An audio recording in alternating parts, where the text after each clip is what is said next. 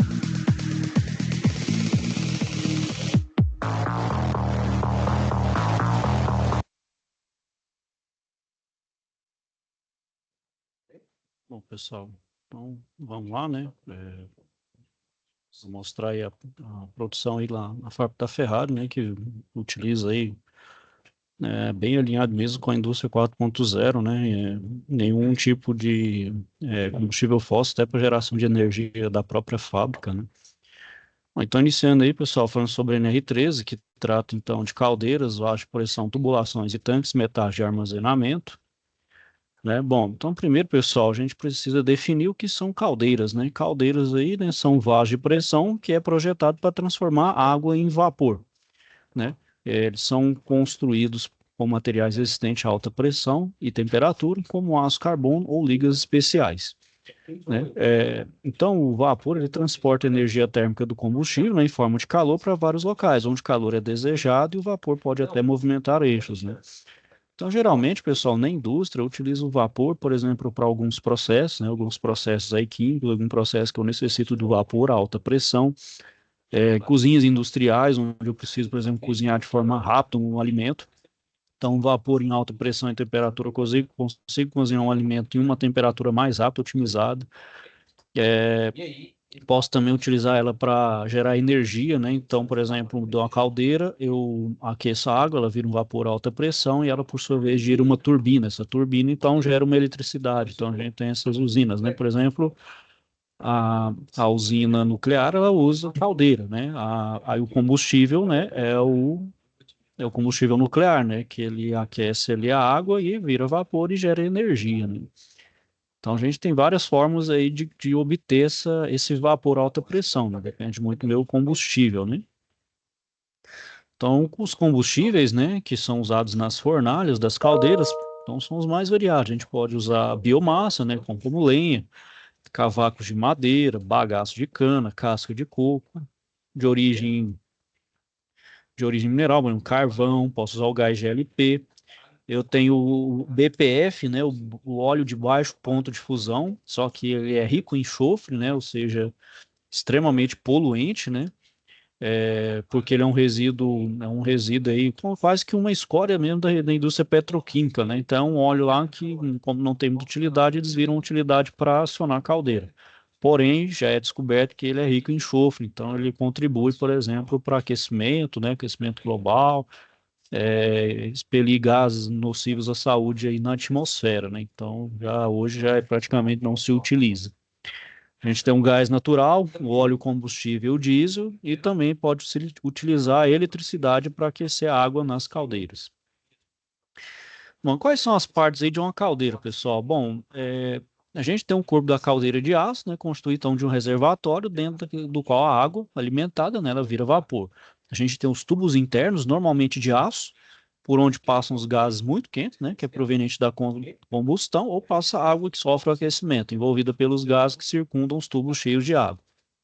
A gente tem um alimentador de combustível, que pode ser feito de forma manual ou automática, ou queimador de combustível, né, e a tubulação de saída do vapor, né? Então, o vapor ali que é produzido dentro da caldeira, ele é enviado, né, aos pontos de utilização, né? Então, ele vai distribuir para onde o vapor tem demanda, né? Então, isso é feito por uma tubulação que vai iniciar na caldeira e vai até os pontos de interesse. E a gente tem a tubulação de saída de gases queimados, né? Que depois de aquecer a água da caldeira, os gases queimados saem dessa sendo dispostos na atmosfera. Bom, então aí eu tenho as partes, né, pessoal, da minha caldeira, né? Então aqui eu tenho quadro de comando, queimador, né? Tem o dreno, né? Que é muito dessa água, ela vai condensar e voltar a virar líquido, né? Então precisa ter esse dreno e também um retorno, né? Então muito desse vapor ali, ele acaba voltando pro sistema, né? Muito boa parte ele pode ser eliminado, mas a maior parte dele volta como dreno. Então ele pode ser reaquecido e ficar dentro do circuito, transformar em um circuito fechado, né? Então tem a tubulação, né? A tubulação aí pode ser de gás ou do vapor, né? No caso a água fica aqui no meio. Aí então tem a saída do vapor, né? Para as demandas onde eu preciso. Os pressostats, né? Para controle de pressão. O manômetro, a saída dos gases, né? Dos gases que queimam aqui, né? E basicamente o controle de nível, né? Então, para saber se a minha caldeira está abastecida regularmente com água, né? Então, também se eu vou fazer um controle manual ou automático também de alimentação de água, né? Bom, como falei, né, então a caldeira vai ter também válvula de descarga, né, para esvaziamento, né, que é tirar resíduo e dispor do lodo criado pelo tratamento de água. Então, mesmo a água bem tratada, pessoal, ela vai gerar esse lodo. Esse lodo aí, ela pode gerar incrustações, né, na minha caldeira. Então, eu tenho que fazer uma manutenção ali periódica de limpeza, principalmente dos dutos que são mais finos, onde o meu vapor ali se encontra a alta pressão. Pode se entupir, isso pode gerar uma sobrepressão e a caldeira vir explodir, né? A gente tem uma válvula de segurança, né, contra excesso de pressão, e vai atuar no caso da pressão do vapor na caldeira se elevar mais do que o desejado.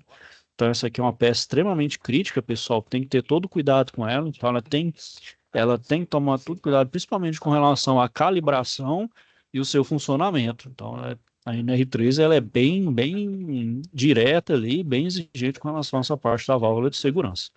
Bom, e o dispositivo de controle, né, que vão controlar a entrada de gases combustíveis, a ligação do acendedor da queima dos gases e o acionamento do motor da bomba de água que alimenta a caldeira. Bom, sobre os tipos de caldeira, pessoal, a gente tem as caldeiras flamotubulares, as pirotubulares ou fogotubulares, é a mesma nomenclatura, né? Então são tubos de fogo, né, que ela tem, que passam por dentro da água, né?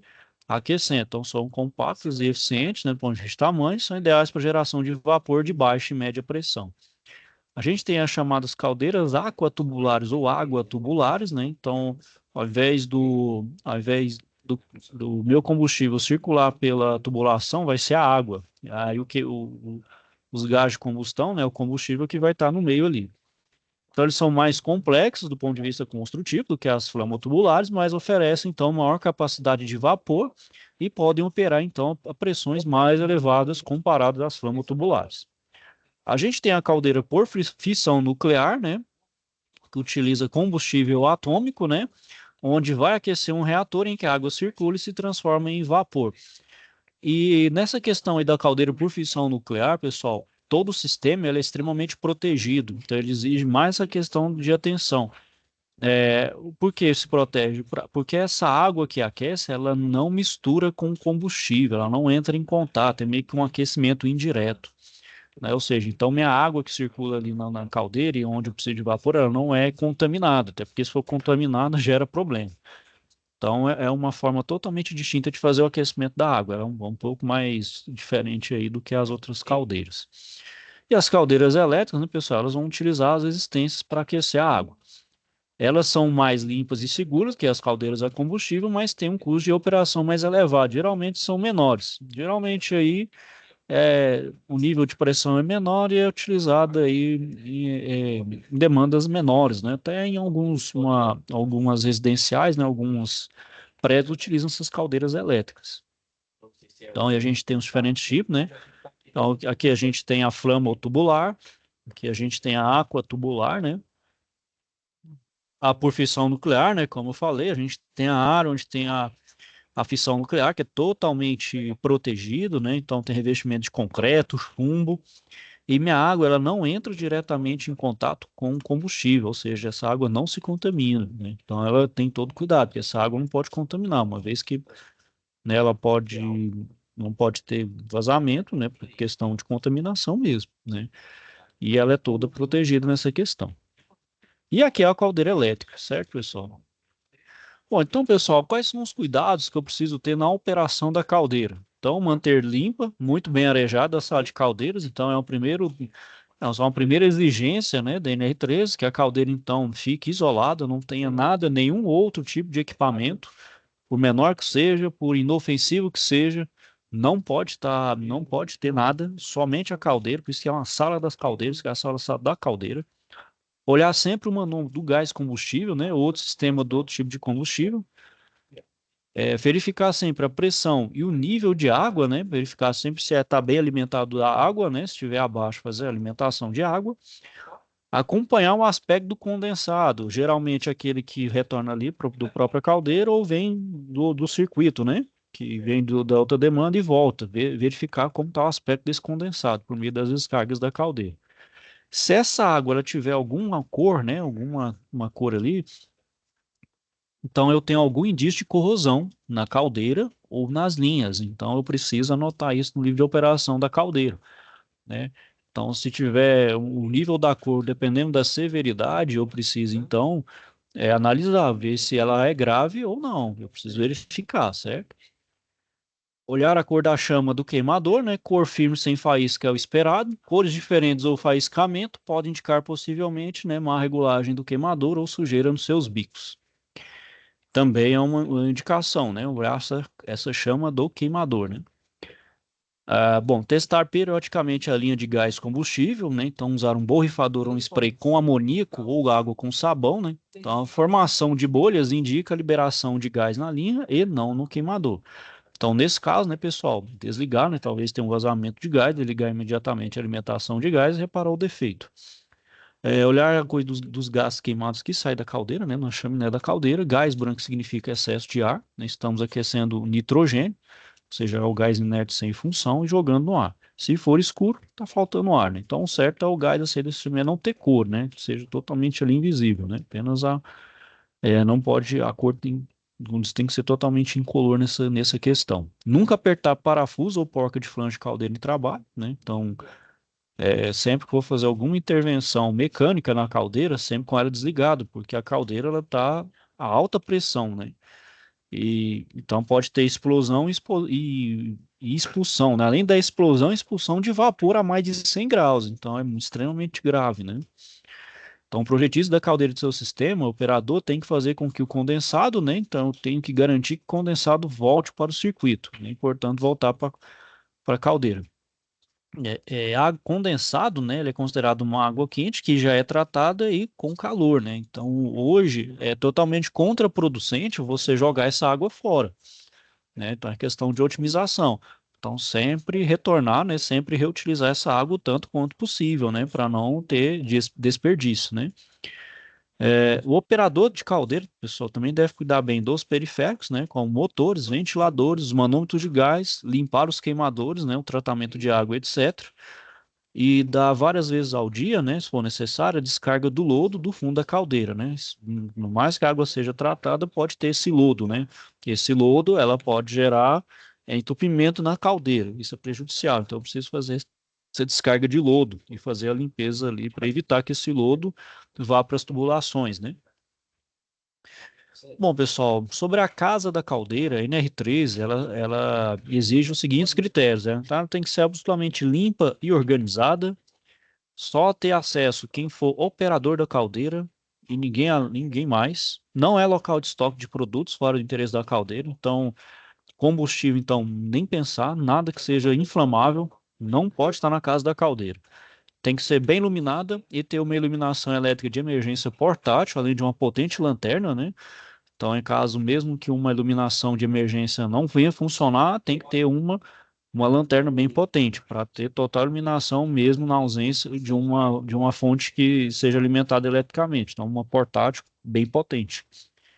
Tem que ter muita ventilação natural, né, pessoal? Ainda mais se for estiver utilizando gases combustíveis, né, para não ter presença de vapor ali, nem o gás tóxico, principalmente monóxido de carbono, então tem que ter ventilação natural para jogar para fora. A casa deve ter duas saídas em posições opostas para facilitar a saída do operador em caso de emergência, né? Então tem que ter saída nos dois sentidos, né? Então não pode ter aquela funilação de saída de emergência, tem que ser duas, né?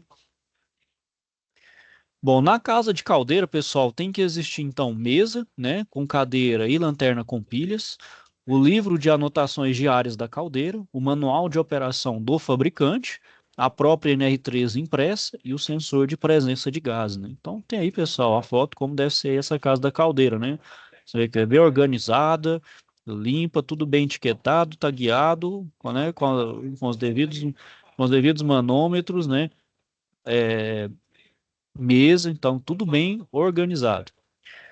Bom, na norma 13, o ponto 13.2.3 da NR3, ela vai estabelecer então os requisitos da área da caldeira em áreas abertas, em ambientes abertos. Então, primeiro, ela tem que estar afastado no mínimo 3 metros de outras instalações do estabelecimento, de depósito de combustível, excetuando-se reservatórios para partida com até 2.000 litros de capacidade, mas ainda assim com toda a segurança ali, não pode, mesmo assim não está dentro da caldeira, um pouco mais distante.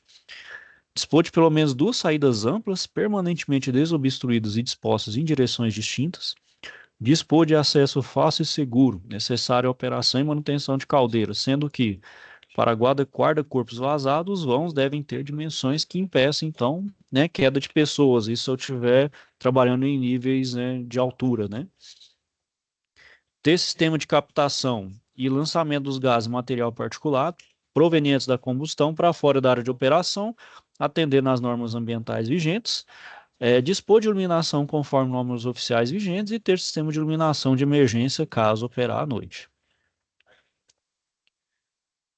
O ponto 13 e ponto 2.4 da NR3 estabelece os requisitos da área de caldeiras agora em ambientes fechados. Então, constituir prédio separado, construído de material resistente a fogo, podendo ter apenas uma parede adjacente a outras instalações do estabelecimento, ou seja, tem que ser mais isolado, não pode ter nada em volta ali que cerque a casa da caldeira. Então, no máximo, uma parede adjacente com instalação de estabelecimento, né? E as outras paredes de afastado 3 metros de outras instalações do limite até de propriedade de terceiros, né? Também do limite com as vias públicas e também de depósito de combustíveis, excetuando também dos casos que tem reservatório para partida com até 2.000 litros de capacidade. Tem que ter pelo menos duas saídas amplas, permanentemente desobstruídas e dispostas em direções distintas. Dispor de ventilação permanente com entradas de ar, então, que não possam ser bloqueadas. Dispor de sensor para detecção de vazamento de gás quando se tratar de caldeira a combustível gasoso. Não ser utilizada para qualquer outra finalidade. Dispor de acesso fácil e seguro, necessário à operação e manutenção da caldeira, sendo que para guarda-corpos vazados vão ter dimensões que impeçam a queda de pessoas. Tem o famoso parapeito ali, né, pessoal? Para a pessoa não ter queda, né?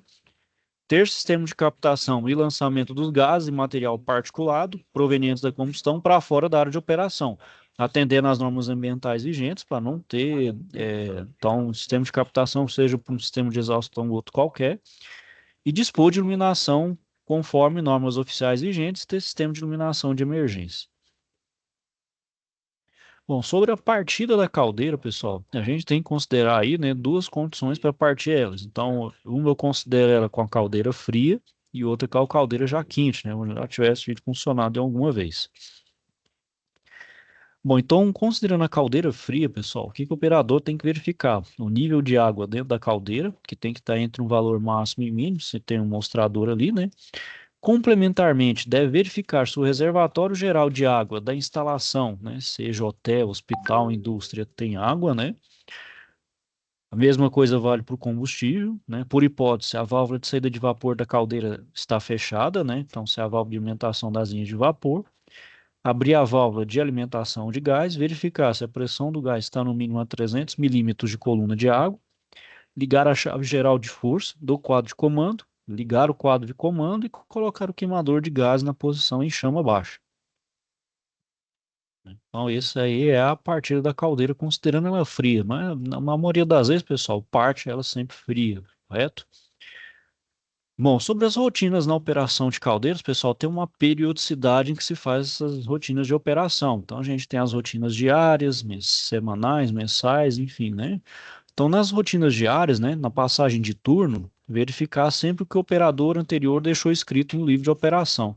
Então, tudo, pessoal, tudo que é feito, por menor que se faça assim, não tem importância, tudo tem que ser devidamente registrado no livro de operação da caldeira.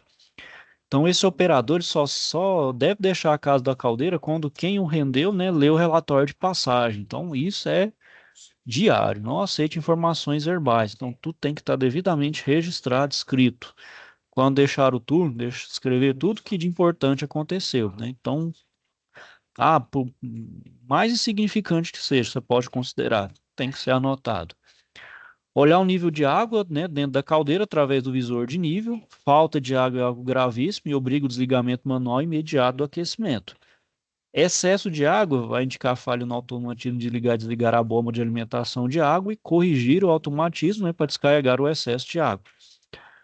Acompanhar o funcionamento, né, olhando o manômetro da caldeira, que mede sua pressão interna. Então, pressão muito baixa pode indicar um excesso de consumo ou problema de alimentação de água ou gás.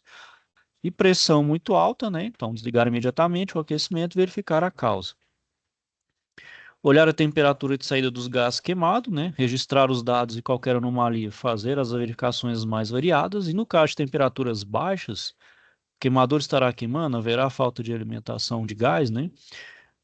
Tem gases combustíveis no ar, né? Então, gases combustíveis não queimados livres na atmosfera, né? Vapor ali de combustível, pode explodir. Então, feche imediatamente a entrada de gases e saia da casa de caldeira, né? Então, desliga e sai o quanto antes, né? E faça a evacuação ao redor também, né? Até para evitar isso, se tiver algum porventura, um indício de explosão, né? Já está todo mundo devidamente protegido aí. E de acordo com as orientações de especialistas de tratamento de água, a cada hora, abrir a válvula de descarga de lodo, né? Que é a extração de fundo da caldeira, e essa descarga deve durar de cerca de 5 a 10 segundos, né?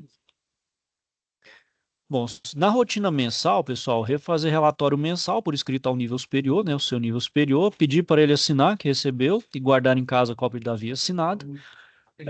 Com relação à rotina semestral, desligar a caldeira, deixá-la esfriar e drená-la, desmontá-la parcialmente, limpar seus tubos, remover fuligem e incrustações, verificar visualmente eventuais corrosões, limpar os eletrodos de nível e remover os detritos do fundo da caldeira, então usando jato de água com forte velocidade, esvaziar os tanques de condensado de água quente e limpar externamente, inclusive limpar as serpentinas. Já na rotina anual, pessoal, fazendo inspeção anual conforme o NR3 e a cada 3 anos o inspetor da caldeira tem que ser mudado, né? Porque a gente sabe, né, pessoal? Mais que a gente tem experiência, vai dizendo algumas coisas que para a gente vai virando normal, a gente deixa de verificar algumas coisas. Isso é normal, pessoal. Então, arquivar os relatórios, né, fora da casa de caldeiras. E as caldeiras, pessoal, têm uma rotina quando ela atinge o seu 25º ano. Então, quando ela atinge 25 anos, ela tem que ser submetida a uma avaliação de integridade com maior abrangência, né? Aí isso seguindo as normas, né, os códigos ou normas aplicáveis para determinar, né, se ela pode ser ainda utilizada, né, aumentar ali sua vida útil, né, quanto tempo que ela pode ser utilizada, né, e novos prazos máximos para inspeção, né, ou seja, aí aumentar a periodicidade das rotinas, né, caso ainda esteja em condições de uso. Ou caso contrário, né, pessoal, se ela já não tem como reaproveitar ali, fazer a condenação e fazer a desativação dessa caldeira, né, então retirar ela lá e fazer uma substituição por uma nova, né. Ok, pessoal, então agora vamos passar para a próxima norma, que também é muito é, regulamentadora e que também bem presente, que é a NR17, né? Que é a de ergonomia, né? Ah, bom, pessoal, até aqui, ninguém tem alguma dúvida aí? Tá tudo ok? Fazer uma verificação aí, ver Não, se, professor, não tem dúvida, porque ver se- é bem explicado. Então, beleza. Ninguém tá dormindo aí, então vamos embora, né? Ah, tá, né? Tá aqui, firme e forte. É, Ó, professor, pessoal, estamos aqui. mete pra mim não, hein? Não, estamos aqui, estamos online. Vamos lá, pessoal. Vamos. Mais um pouquinho lá, então. Então, da NR17, pessoal, a NR17, ela trata, então, da parte de ergonomia, né? Então, boa parte dos trabalhos da indústria aí, né, a gente precisa da ergonomia. Mesmo no trabalho, a gente passa boa parte dele sentado ou precisa trabalhar em pé, fazendo alguma atuação ali, seja pegando algum peso, seja manipulando algo mais pesado, que tem mais o peso do nosso corpo, né, postura. A NR17, ela regulamenta sobre isso, né. Então, ela estabelece as diretrizes, né, requisitos que permitam a adaptação das condições de trabalho às características, né, psicofisiológicas dos trabalhadores, de modo a proporcionar conforto, segurança, saúde e desempenho eficiente no trabalho, né? Então, por exemplo, naquele exemplo que a gente viu ali da indústria, né, lá na indústria da Ferrari, vocês viram lá, né? Nenhum momento lá você vê o pessoal trabalhando meio assim torto, ou eles meio emborcados, né? É, só um momento para fazer uma instalação, mas ali bem rápido, pessoal. Mas não é aquela coisa corriqueira que eles têm que fazer diariamente, o que eles estão expostos sempre, né? Então, tudo em questão de ergonomia, né? Então, toda a movimentação de processo na indústria é pensado nisso, para a pessoa ter a melhor ergonomia para não sofrer, né? Não ter problemas de saúde do trabalho, né? Então, para ter uma qualidade de vida e para o trabalhador também, né? Ter mais produtividade aí no seu dia a dia, né? Bom, então o que que é ergonomia, né, pessoal? Vai ser a ciência que vai estudar a relação entre o homem e o seu ambiente de trabalho, né? Então, ele é projetar ambientes de trabalho que sejam confortáveis, seguros e eficientes para os trabalhadores. Então, ela pode ser aplicada, né, de todos os tipos de trabalho. Então, desde tarefas simples, bem repetitivas, simples, manuais, até trabalhos em escritórios e fábricas, né? Então, elas se baseiam, né, pessoal, a ergonomia em três pilares. Então, conforto, né? Então, tem que ser confortável, né? Então, com móveis e equipamentos adequados à sua altura e fisiologia, né? Então, por exemplo, estamos em frente a um computador. O que que é o ideal? A gente sentado, coluna aqui reta, né? Coluna reta. A nossa cabeça aqui tem que estar os olhos alinhados, por exemplo, com o monitor. Os braços têm que estar devidamente apoiados, né? Então, da cadeira com relação à mesa. Apoio, né, do punho, por exemplo, no mouse ou um punho para digitar, né? Enfim, tudo isso, por exemplo, considerando um trabalho que a gente está de frente ao computador, né? Por exemplo, num processo de fábrica, então tem que estar, por exemplo, em pé, coluna reta, sem evitar emborcar, sem evitar pegar peso, se pegar peso, fazer a forma correta, né? Então nunca indo apoiando as costas, fazendo aquela alavanca, agachando com o joelho, né? Faz o agachamento com o joelho e levanta, né? Então, hoje tem várias formas para a gente ver essa parte do conforto. A questão da segurança, né? Então, eliminação de risco de acidente, então, o piso, né? Por mais que o piso seja liso, tem que se utilizar, então, botas ou calçados antiderrapantes.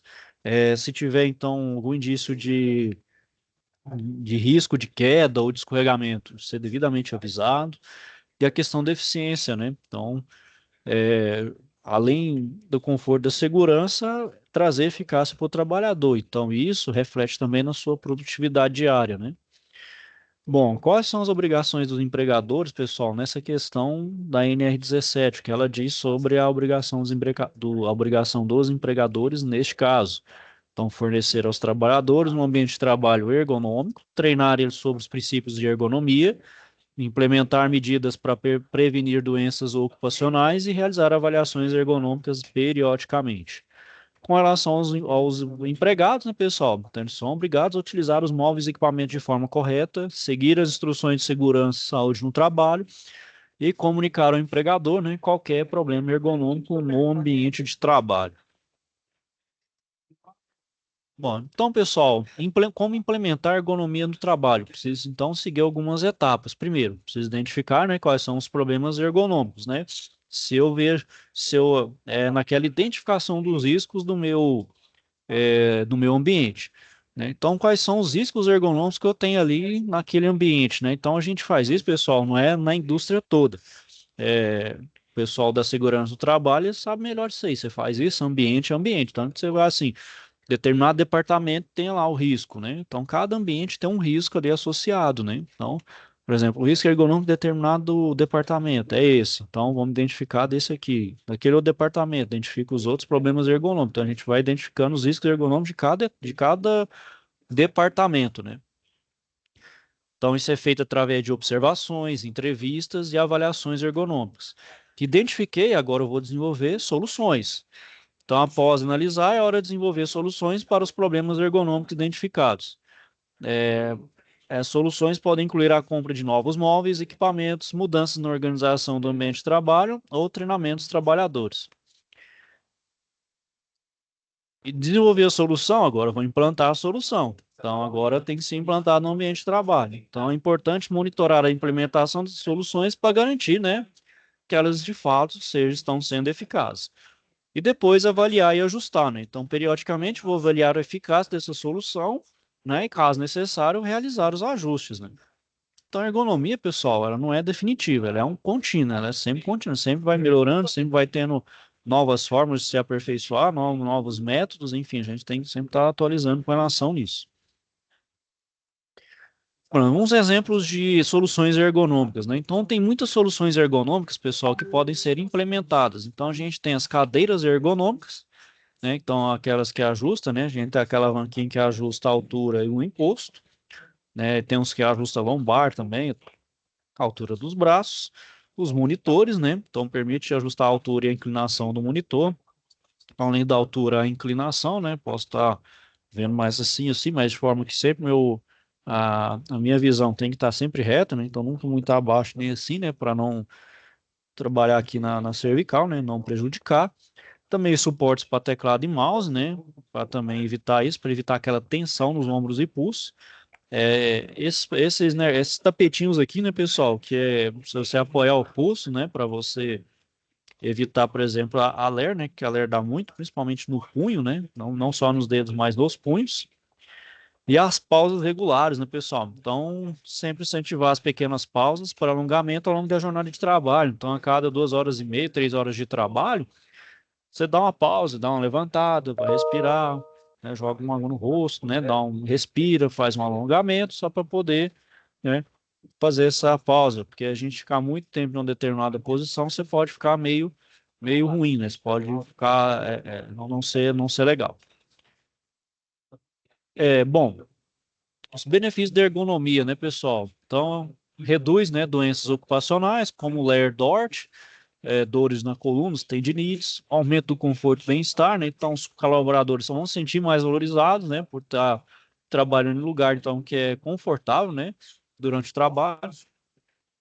Melhora na produtividade, né? Então, o rendimento e eficiência do trabalhador aumentam em um ambiente ergonomicamente adequado. E a redução de custos, né? Então, acidentes e afastamentos diminuem, então, com boas práticas de ergonomia. Ok, pessoal? Alguém aqui tem alguma dúvida, questionamento aí? Não, professor, não, só achei um pouco engraçado aí que a empresa sempre tratando o funcionário bem para ele conseguir trabalhar mais. Isso é assim Oi? mesmo. Claro, né? Contrapartida, né? Tem que cuidar da Assim, ferramenta de trabalho. beleza, eu tô te dando. Você vai trabalhar belezinha ali, mas só que você tem que ser mais produtivo, né? Desse jeito. Então, beleza, você quer uma maquinazinha nova aí, quer produzir mais? Beleza, então nós vamos exigir mais também. É a contrapartida. É igual, Desse meu, modelo. é igual meu gestor aqui fala, né? Quanto mais é dado, mais é cobrado. Nunca foi tão verdadeiro isso aí, velho. Quanto mais é dado, mais é cobrado. Então, por exemplo, incentivo, Verdade. mesmo incentivo de salário, pessoal. Então, por exemplo, aquele PPL, né, participação no lucro, vai de uma certa forma te incentivar até a trabalhar mais, né, ter aquele chamado 14º salário, né, você fala, opa, né, vamos correr atrás, né, então, Eu tô pagando um tudo é cachorro para ganhar esse terceiro aí. Hum? O funcionário fala, você pagou um cachorro para conseguir esse terceiro aí. Produção 130%. Rapaz, isso aí, pessoal corre atrás mesmo, né, não tenha dúvida. Show de bola. Certo, então, pessoal, Certo. então é isso aí, turma. Vou finalizando aqui por hoje, né? Só lembrando aí que vai finalizar essa OC, né? Aí a próxima é de. Deixa eu só ver qual que é aqui, pessoal. A próxima unidade curricular. Vamos lá, saúde e segurança. Aí é planejamento e organização do trabalho, a próxima aí. Aí, pessoal, atentos aí para fazer a Show de bola. entrega. Bom, aí qualquer dúvida, estou à disposição. Então é isso aí, vou desejar a vocês então uma boa tarde aí. Fiquem todos com Deus e até a próxima. Pô, fica com Deus, André. Obrigado Tchau, pela aula. pessoal. Bom trabalho aí para vocês. Eu também.